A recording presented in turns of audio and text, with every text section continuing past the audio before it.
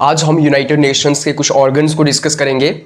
जैसे कि United Nations के 5 प्रिंसिपल ऑर्गन्स आते हैं, 5 मेन ऑर्गन्स आते हैं, जिसके अंदर हम देखते हैं कि यूएनजीए आता है जिसको हम यूनाइटेड नेशंस जनरल असेंबली कहते हैं।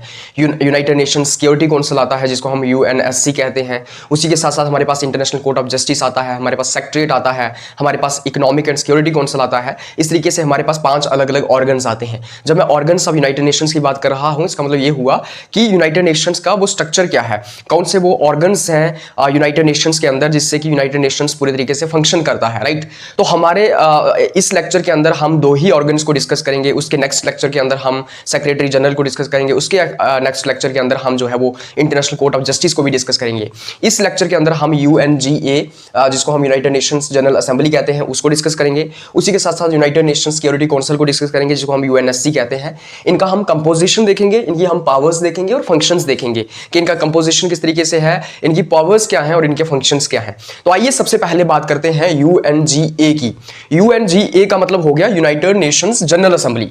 तो यूनाइटेड नेशंस के अंदर एक जनरल असेंबली होती है जिसको हम यूनाइटेड नेशंस का लेजिस्लेचर भी कहते हैं। जैसे इंडियन पॉलिटी का लेजिस्लेचर क्या है, हमारे यहाँ पार्लियामेंट है। पार्लियामेंट के अंदर डिबेट्स होती हैं, डिस्कशंस होती हैं, डेलिब्रेशंस होती हैं। पार्लियामेंट के अंदर पॉलिसीज को बनाया जाता है, लॉज को बनाया जाता है।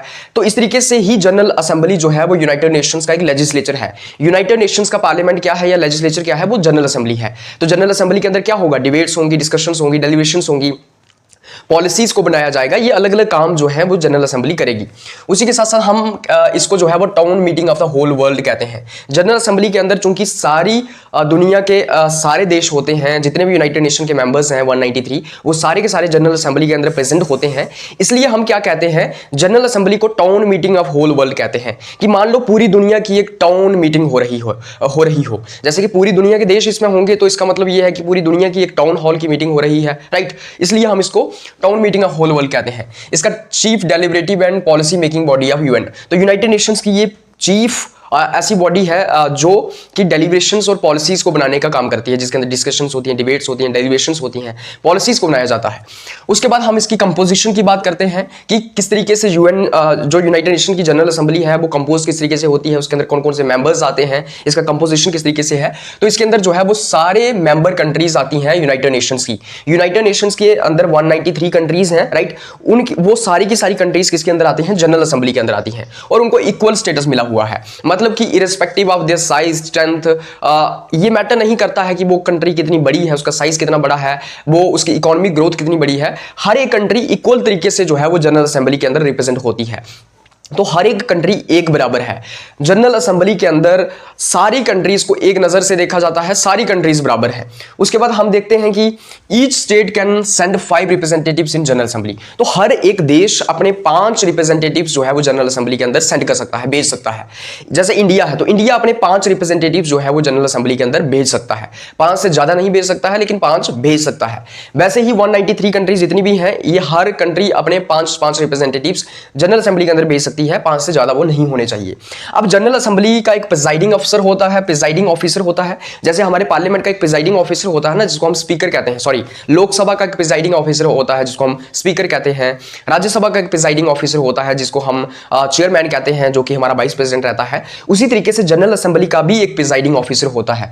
तो जनरल असेंबली क्या करती है, अपना एक प्रेसिडेंट चुनती है हर साल, राइट। उसी को हम प्रिजाइडिंग ऑफिसर कहते हैं।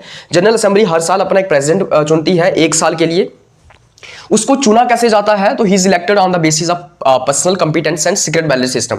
तो उसको पर्सनल कंपिटेंस सिस्टम के ऊपर चुना जाता है, मतलब कि जिसके अंदर कॉम्पिटेंस है, जिसके अंदर कैपेबिलिटी है, तो वो जनरल असेंबली का प्रेसिडेंट बन सकता है। उसी के साथ साथ सीक्रेट बैलेट सिस्टम होता है, मतलब कि जिस तरीके से प्रेसिडेंट को चुना जाता है वो सीक्रेसी के साथ उसको चुना जाता है। ऐसा नहीं है कि डायरेक्टली सभी के सामने जो है वो वोट आप करोगे और प्रेसिडेंट को चुनोगे। तो सीक्रेट तरीके से, मतलब बैलेट सिस्टम से जो है वो प्रेसिडेंट को चुना जाता है। पता नहीं चलता है कि कौन से देश ने किसको वोट किया है या फिर वो किसको, कौन से प्रेसिडेंट को चुन रहा है। तो सीक्रेट तरीके से, जैसे यहां पे वोट होते हैं ना, तो वोट देते हुए पता थोड़ी ना चलता है कि आप किसको वोट दे रहे हो। Same goes with the election of president in general assembly as well. इसको सीक्रेट बैलेट सिस्टम से चुना जाता है। अभी की अगर मैं बात करूं तो फाइल मोन यंग जो है वो एट प्रेजेंट जो है वो क्या है, जनरल असेंबली के प्रेसिडेंट है। और अमूमन ये देखा जाता है कि जनरल असेंबली का प्रेसिडेंट जो है वो छोटी छोटी स्टेट्स में से चुना जाता है या फिर जो गरीब स्टेट्स हैं वहां से चुना जाता है। अब मैं अगर सेशंस ऑफ जनरल असेंबली की बात करूं तो जनरल असेंबली जो है वो हर साल अपने हेडक्वार्टर न्यूयॉर्क में मिलती है। न्यूयॉर्क में जनरल असेंबली का हेडक्वार्टर है, तो हर साल जनरल असेंबली जो है वो हेडक्वार्टर जो है उनका न्यूयॉर्क में उसमें मिलती है। उनका एक लंबा सेशन होता है जिसको हम रेगुलर सेशन या एनुअल सेशन भी कहते हैं। तो हर साल जनरल असेंबली का एक सेशन होता है जो कि न्यूयॉर्क में होता है, जहां पे जनरल इनका यूनाइटेड नेशन का हेडक्वार्टर है। और साथ ही साथ स्पेशल सेशन को भी बुलाया जा सकता है। मान लो हर साल जो है वो एक प्रॉपर तरीके से एनुअल सेशन हो रहा है, हर साल एक सेशन हो रहा है, वो तो होना ही है। लेकिन अगर लगता है कि हमें एक स्पेशल सेशन बुलाने की जरूरत है तो एक नया स्पेशल सेशन भी बुलाया जा सकता है। तो इस तरीके से जो है वो जनरल असेंबली का कंपोजिशन हम यहां पे देखते हैं। आइए अब पावर्स डिस्कस करते हैं यूनाइटेड नेशन जनरल असेंबली की, कि जनरल असेंबली की अलग अलग पावर्स क्या हैं, उसी के साथ साथ इनके फंक्शंस भी हम डिस्कस करेंगे। तो पहले मैं पावर्स की बात करता हूं। सबसे पहले इसके अंदर लेजिस्लेटिव पावर्स आती हैं।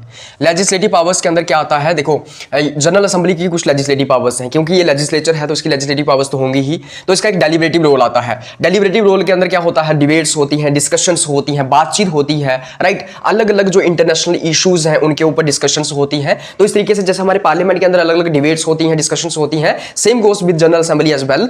जनरल असेंबली के अंदर भी डिबेट्स, डिस्कशंस, डेलिब्रेशंस होती हैं। उसी के अंदर लेजिस्लेटिव पावर्स के अंदर इसके अंदर रेजोल्यूशंस आता है। इसके पास रेजोल्यूशंस की पावर है। लेजिस्लेचर है तो रेजोल्यूशन की पावर तो होगी ही। रेजोल्यूशन होता क्या है, एक ड्राफ्ट प्रपोजल होगा आपके पास। अगर आपको किसी चीज के ऊपर बिल बनाना है या कोई चीज को आपको अमेंड करना है तो उसके लिए आपके पास एक प्रपोजल होता है। फॉर एग्जाम्पल अगर इंडिया के अंदर, इंडियन पार्लियामेंट के अंदर अगर आपने कोई बिल लाना है ना, तो उसके लिए आपको रेजोल्यूशन लाना पड़ेगा। तो रेजोल्यूशन की पावर हमारे पार्लियामेंट के पास है। रेजोल्यूशन जब आप लाओगे उसके ऊपर वोट करेंगे मेंबर्स, उसके बाद वो बिल बनेगा या एक्ट बनेगा, सॉरी उसके बाद वो एक्ट बनेगा, राइट। तो उसी के साथ साथ हम देखते हैं कि जनरल असेंबली के पास भी रेजोल्यूशंस की पावर है। जितने भी इंटरनेशनल इश्यूज हैं उसके ऊपर जनरल असेंबली के अंदर रेजोल्यूशन लाया जा सकता है और उसको फिर पास किया जा सकता है।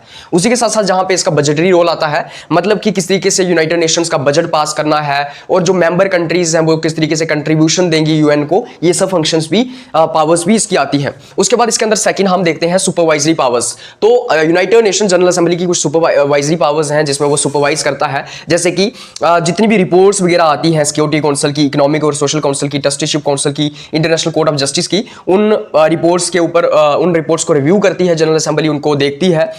ये सुपरवाइजरी पावर्स उसकी आती हैं। उसके बाद इलेक्टिव पावर्स भी उसकी आती हैं। अब जनरल असेंबली कुछ इलेक्टिव पावर्स रखती है। इलेक्टिव पावर्स का मतलब हो गया कि जैसे कि वो नॉन परमानेंट मेंबर्स को चुनती है सिक्योरिटी काउंसिल के अंदर। तो जनरल असेंबली के द्वारा सिक्योरिटी काउंसिल के नॉन परमानेंट मेंबर्स को चुना जाता है। उसी के साथ साथ इकोसॉक के मेंबर्स को चुना जाता है, इकोनॉमिक एंड सोशल काउंसिल के मेंबर्स को चुना जाता है और ट्रस्टीशिप काउंसिल के मेंबर्स को चुना जाता है। उसी के साथ साथ इंटरनेशनल कोर्ट ऑफ जस्टिस के अंदर जो जजेस होंगे उनको भी कौन चुनता है, जनरल असेंबली चुनती है। उसके बाद कुछ इसके पास अमेंडमेंट पावर्स आती हैं। अमेंडमेंट पावर्स का मतलब ये हुआ कि जो यूएन का चार्टर है, यूएन का जो कॉन्स्टिट्यूशन है जिसके अंदर रूल्स वगैरह लिखे गए हैं, उस चार्टर को अमेंड करने के लिए जो पावर्स हैं वो भी जनरल असेंबली है। उसके अंदर कोई चेंज करना है, उसको रिपील करना है, उसके अंदर वेरिएशंस लानी है, कुछ एडिशन करना है, कुछ सब्ट्रैक्शन करना है, कुछ डिलीशन करना है, राइट।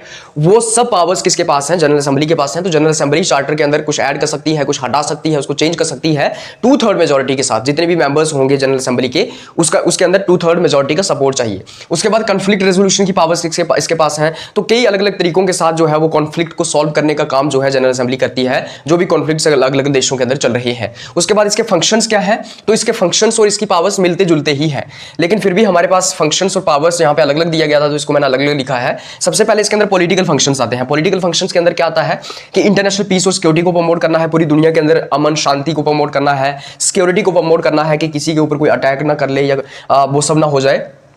डिसआर्मामेंट के ऊपर डिस्कशंस होती हैं कि किस तरीके से पूरी दुनिया के अंदर आर्म्स को कंट्रोल करने की कोशिश करनी है, जो न्यूक्लियर वेपन्स को बनाया जा रहा है, जो हथियारों को बनाया जा रहा है, उसके ऊपर कंट्रोल करना है, उसके ऊपर डिस्कशंस जो है वो जनरल असेंबली के अंदर होती हैं। उसी के साथ साथ peaceful settlement of disputes. Peaceful settlement of disputes के अंदर आता है कि जिन भी देशों के आपस में कोई डिस्प्यूट चल रहे हैं, लड़ाई चल रही है, कन्फ्रंटेशन चल रहा है या किसी चीज को लेकर जो है गमासमी चल रही है, उसको पीसफुल तरीके से, शांतिपूर्ण तरीके से सॉल्व करना है। उसके बाद इसके अंदर लीगल फंक्शंस आते हैं। लीगल फंक्शंस के अंदर क्या आता है, initiate studies to promote international law codification.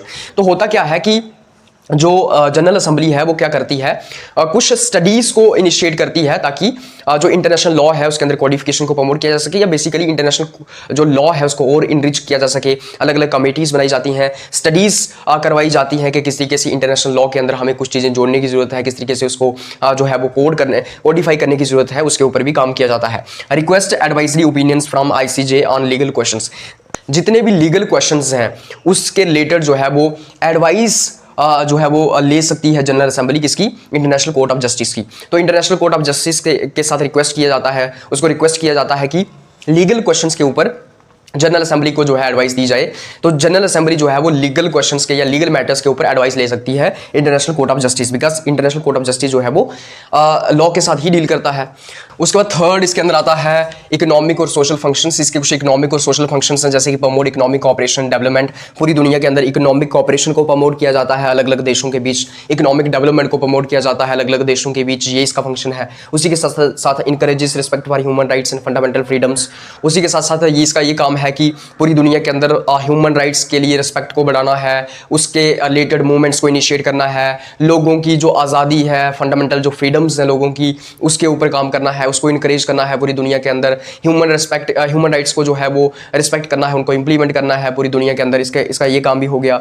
उसी के बाद साथ साथ फोर्थ इसका अंदर आता है एडमिनिस्ट्रेटिव एंड फाइनेंशियल फंक्शंस। तो जैसे कि approves the budget and appointment of expenses, मैंने आपको बताया कि बजट को ये अप्रूव करता है, एक्सपेंसेस के ऊपर अपॉइंटमेंट्स वगैरह का काम जो है वो इसका है। उसके बाद इसके अंदर फिफ्थ आता है ह्यूमैनिटेरियन फंक्शंस। अब ह्यूमैनिटेरियन फंक्शंस क्या होते हैं कि कभी भी अगर दुनिया के अंदर कोई क्राइसिस आ जाता है, पैंडेमिक्स आ जाता है, डिजास्टर आ जाता है, तो उस वक्त जो है वो ह्यूमैनिटेरियन एड देने का काम जो है वो यूनाइटेड नेशन की जनरल असेंबली करती है। तो इस तरीके से ह्यूमैनिटेरियन एड जो है वो हेल्प किया जाता है उन पीड़ित लोगों को जो उन क्राइसिस से अफेक्ट हुए हैं, पैंडेमिक्स से अफेक्ट हुए हैं, डिजास्टर से अफेक्ट हुए हैं। उसी के साथ साथ इसके इलेक्टिव फंक्शंस आते हैं। इलेक्टिव फंक्शंस क्या होते हैं, मैंने आपको बताया कि यूएन के अंदर अलग अलग बॉडीज के अंदर इलेक्शंस को जो है वो जनरल असेंबली कंडक्ट करवाती है। इंटरनेशनल कोर्ट ऑफ जस्टिस के जजेस को चुना जाता है। उसी के साथ साथ अलग अलग मेंबर्स को, जैसे सिक्योरिटी काउंसिल के नॉन परमानेंट मेंबर्स को चुना जाता है। तो ये इसके इलेक्टिव फंक्शंस हैं। तो इस तरीके से हम यूनाइटेड नेशन जनरल असेंबली को यहाँ पे कवर कर देते हैं, उसका हम कंपोजिशन, पावर्स और फंक्शंस देख लेते हैं। अब हम मूव करते हैं यूनाइटेड नेशन सिक्योरिटी काउंसिल के ऊपर। ओके, तो आइए अब बात करते हैं यूनाइटेड नेशन सिक्योरिटी काउंसिल के बारे में। हम यूनाइटेड नेशन सिक्योरिटी काउंसिल को समझेंगे। तो यूएनएससी का मतलब क्या होता है, United nation security council. Basically ये जो सिक्योरिटी काउंसिल है ये एक एग्जीक्यूटिव ऑर्गन है, किसका, यूनाइटेड नेशन का। इसके अंदर इसके थ्रू चीज़ों को एग्जीक्यूट करने की कोशिश की जाती है, इंप्लीमेंट करने की कोशिश की जाती है।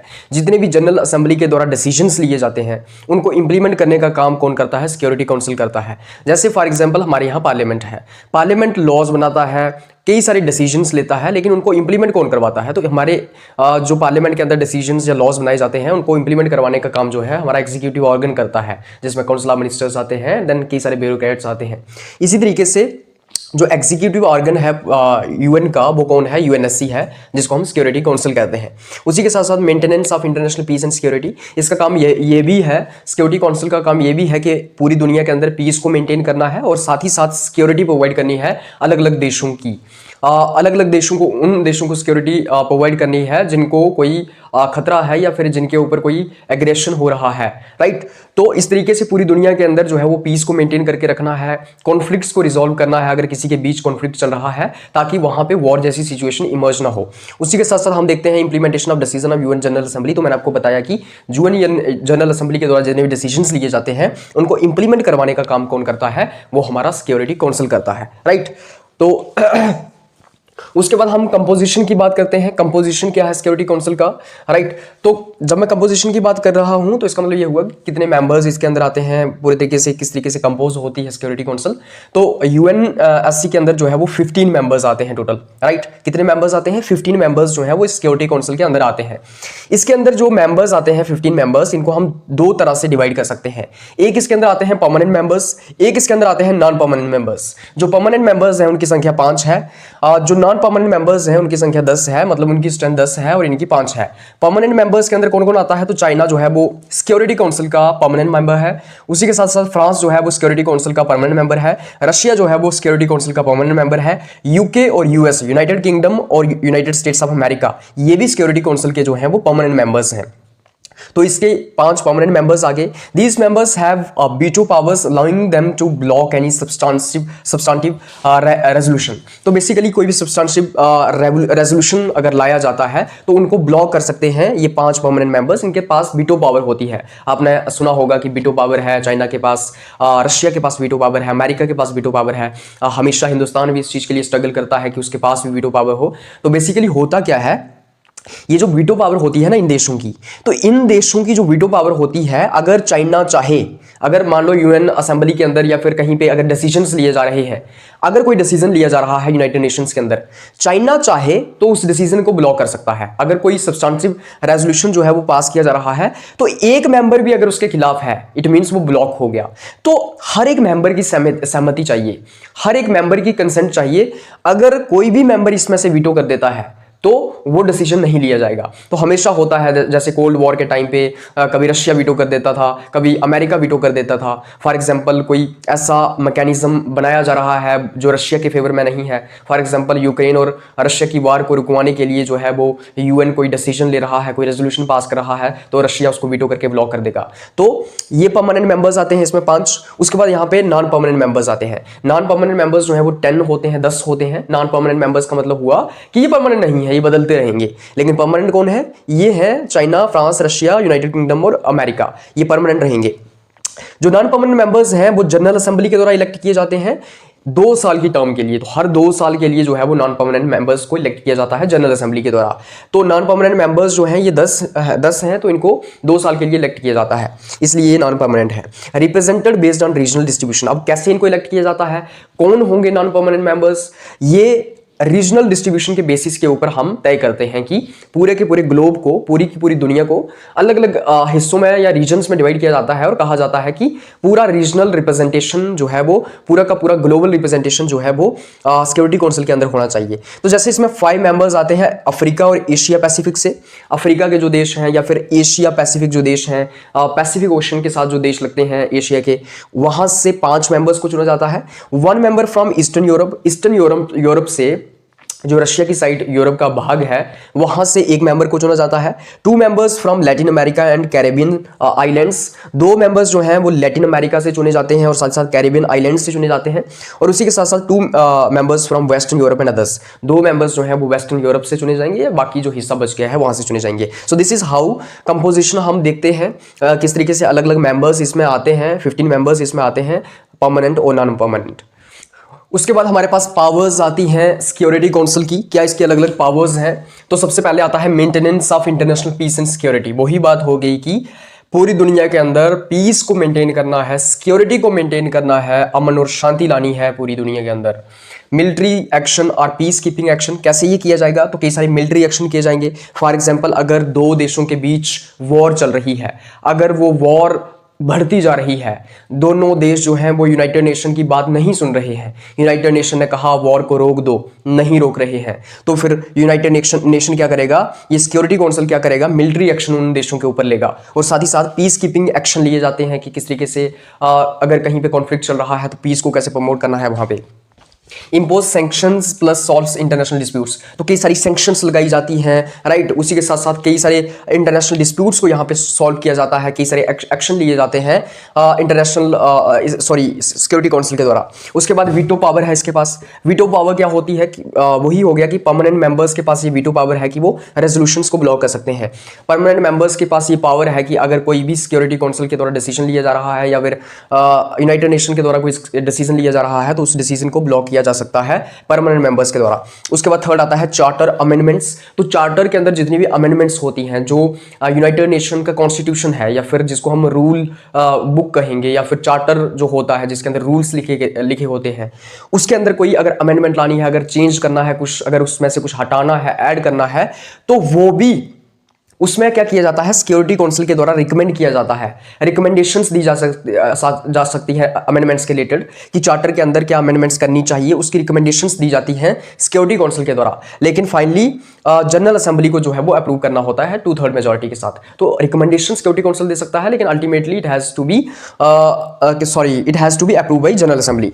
एंड देन हमारे पास एडमिशन ऑफ न्यू मेंबर्स आता है। अगर नए मेंबर्स यूनाइटेड नेशन के अंदर जोड़ने हैं, for example at present 193 43 countries हैं यूनाइटेड नेशंस के अंदर, अगर और कंट्रीज इसमें जोड़नी है तो उसके लिए रिकमेंडेशंस भी प्रोवाइड कर सकता है सिक्योरिटी काउंसिल, किसको, यूनाइटेड नेशन जनरल असेंबली को, कि आप नए मेंबर्स को जोड़िए। उसके बाद हमारे पास 5th इसके अंदर आता है अपॉइंटमेंट ऑफ यूएन ऑफिशियल्स। तो यूएन ऑफिशियल्स की जितनी भी अपॉइंटमेंट्स होती हैं अलग अलग पोस्ट्स के ऊपर, फॉर एग्जांपल सेक्रेटरी जनरल को अपॉइंट किया जाता है, इंटरनेशनल कोर्ट ऑफ जस्टिस के जजेस को अपॉइंट किया जाता है, उसके ऊपर भी रिकमेंडेशंस जो है वो अपना सिक्योरिटी काउंसिल दे सकता है। उसके बाद इसके फंक्शंस आते हैं।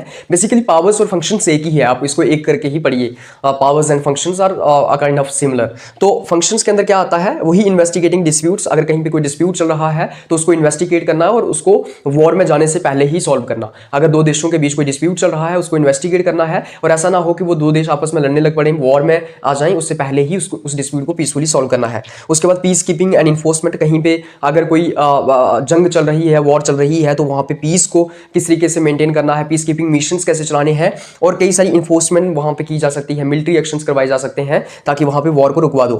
सैंक्शंस लगाई जा सकती हैं कई सारी, जैसे मूवमेंट के ऊपर सैंक्शंस लगाई जा सकती हैं, या फिर कई सारी सैंक्शंस लगाई जा सकती हैं अलग अलग देशों के ऊपर, ताकि वो पीस को मेंटेन करें। उसके बाद टेररिज्म काउंटर, अगर कहीं पे टेररिज्म बढ़ रहा है पूरी दुनिया के अंदर तो उसके ऊपर कंट्रोल करने के लिए भी कई सारे एक्शंस लिए जाते हैं सिक्योरिटी काउंसिल के द्वारा। इमरजेंसी मेजर्स, तो अगर कोई तुरंत वॉर चल रही है, रशिया यूक्रेन की जैसे वॉर चल रही है, तो उसको रुकवाने के लिए कई सारी मेजर्स लिए जाते हैं, कई सारे स्टेप्स लिए जाते हैं सिक्योरिटी काउंसिल के द्वारा। सो इस तरीके से हम सिक्योरिटी काउंसिल को यहाँ पे कवर करते हैं, उसकी पावर्स, उसकी फंक्शंस, और उसी के साथ साथ उसका कंपोजिशन भी हम देखते हैं, और उसी के साथ साथ हमारा ये पूरा टॉपिक जो है वो भी खत्म हो जाता है, जिसमें हमने जनरल असेंबली और सिक्योरिटी काउंसिल को डिस्कस किया है। इस तरीके से हमारा ये टॉपिक खत्म हो जाता है, हमारा 2.2 आई थिंक खत्म हो गया है।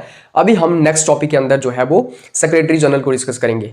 बहुत बहुत धन्यवाद। अगर आपको इस लेक्चर का पीडीएफ चाहिए तो आप इस वीडियो की डिस्क्रिप्शन में जा सकते हैं, वहाँ पे टेलीग्राम चैनल का लिंक दिया होगा, वहाँ से आप टेलीग्राम चैनल ज्वाइन कर सकते हैं, आपको पीडीएफ मिल जाएगा। बहुत बहुत धन्यवाद।